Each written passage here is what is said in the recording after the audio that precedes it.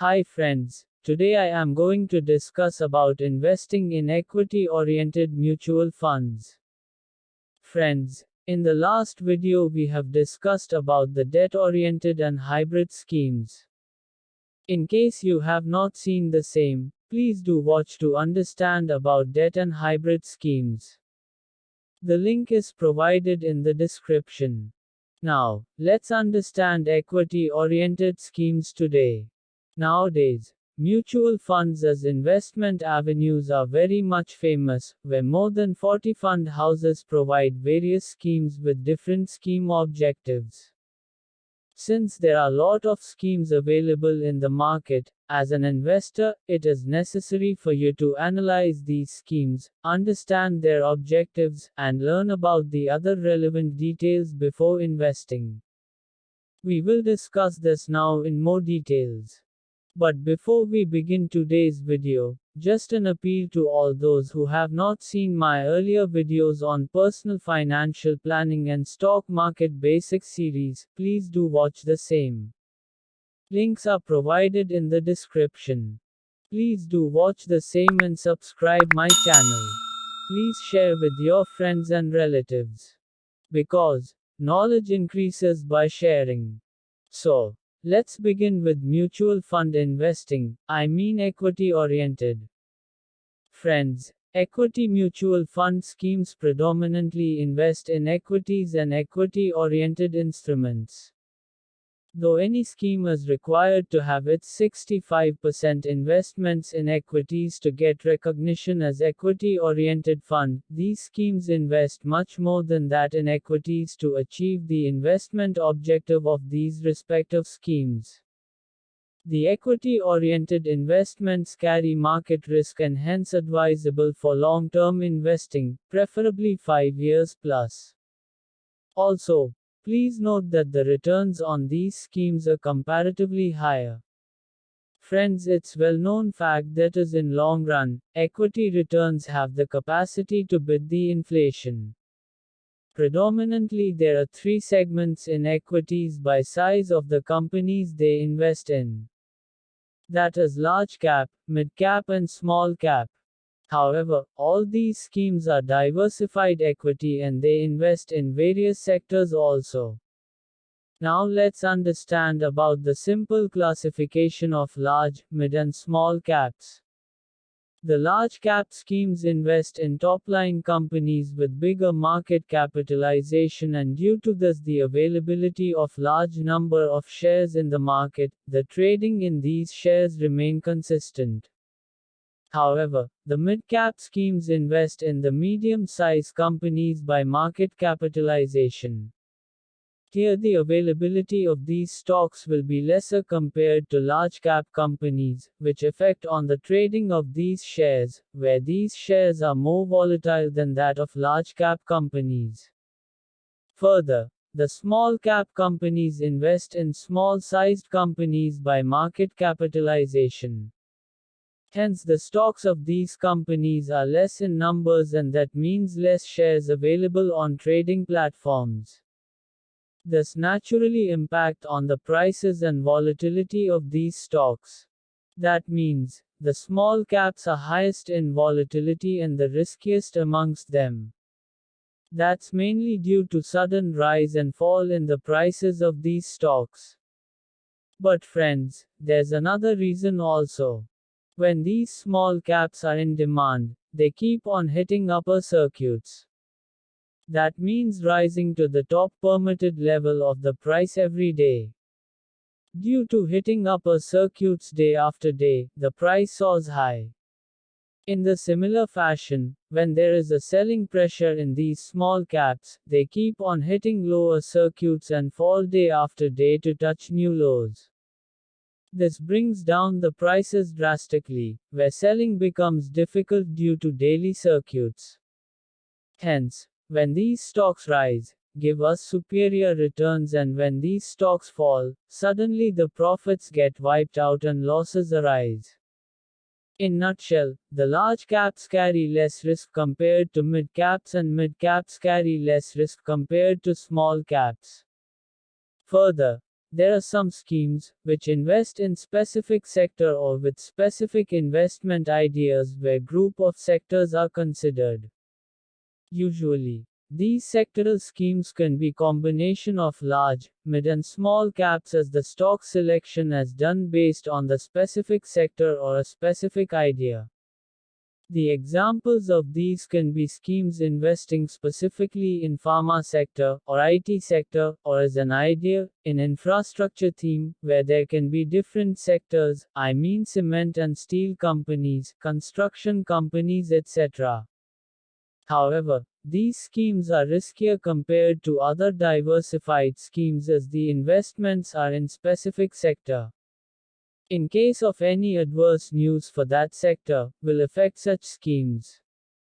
So, while choosing sectoral schemes, you have to take a calculated risk and limit your exposure accordingly, even if you are bullish on any of these sectors. Now, let's understand what are the important points to be considered while selecting the schemes. Friends, as we had discussed about stock selection in stock market basics, here also, we have to check on the fund house, fund manager and other relevant fund specific details. Please check when the scheme was launched and since how many years the same is in existence. Older the scheme with 4-star or 5-star ratings can be considered good for investing. Next is the repute and the track records of the fund manager and the fund house. This can be ascertained by checking the track records of the specific as well as the other funds managed by them. Though the past performance may or may not sustain in future, the track records show us the way of functioning and helpful in case of comparison with peers. Friends, you can check the same on the website of the particular fund as also by visiting some prominent websites of analyzers. I have provided the URL of some of them in the description. Since the investment horizon is similar for these various schemes, the returns are also more or less similar and varies to certain extent. So the comparison with peer group schemes in all aspects is necessary while deciding. Further, there is one more critical aspect, that is customer service. This is vital and good customer service is additional point to be thought while investing. The next important thing to check is AUM of the scheme, that is assets under management. This shows how much popular the scheme is and used by people for their investment. However, in case of large caps, higher asset under management seems better, because the scheme get more funds to manage and control. Since the volumes traded in large caps are usually big, the AUM can be managed efficiently in large caps. This also works well with mid caps. But, in case of small caps the volumes are lesser and as such the bigger AUM can create problem to manage the same efficiently. That is the reason why some fund houses put investment restrictions in case the AUM grows to certain extent. In short, the AUM in case of small cap funds should not be too high to manage. However, as against the AUM should not be extreme low, where certain fixed expenses will create an issue and due to which the expense ratio will be more. Friends, now let's understand the expense ratio, one more important aspect, while selecting the scheme for investment. The total expenses incurred for managing scheme are covered and expressed in expense ratio. All these schemes are SEBI regulated and there is a cap for these expenses. Usually the equity-oriented schemes charge more as compared to debt-oriented schemes. However, lower expense ratio is advisable as it shows efficiency and professionalism of the management. Also as stated earlier, if the funds under management are bigger, the economies of scale work well to bring down expense ratio. The scheme objective defines the purpose and provides information and ideas of generation of income and style of investments of the scheme. Say for example, if the scheme objective specified as to generate capital appreciation by investing in growth-oriented stocks, then it's clear that the scheme will invest in various growth-oriented stocks, and as these stocks appreciate there will be gain in the scheme. In case it's mentioned as value investing, the scheme will identify the stocks which are basically undervalued and will appreciate when the same will come in limelight. This kind of investing provide appreciation as and when such stocks rise. Now, let's understand about the NAV, which means net asset value. This is worked out by dividing the assets of the scheme by total number of units. That actually mean what is the current value of the units of the scheme. Then there is another important term, benchmark. To evaluate the fund performance is against any of the relevant market index, I mean whether the fund has outperformed than benchmark or underperformed compared to benchmark. Then there is one more important part, and that's the returns. Though the past returns may or may not sustain in future, we can foresee the future trend and judge the performance on the basis of past. Usually, while examining returns, please check 1 year, 3 years and 5 years returns of the scheme and others for comparison. Also check the 3 months, 6 months and 9 months returns to observe the latest trends and how the scheme is performing in recent past. Then you can check the rating given by various rating agencies, which generally depict performance.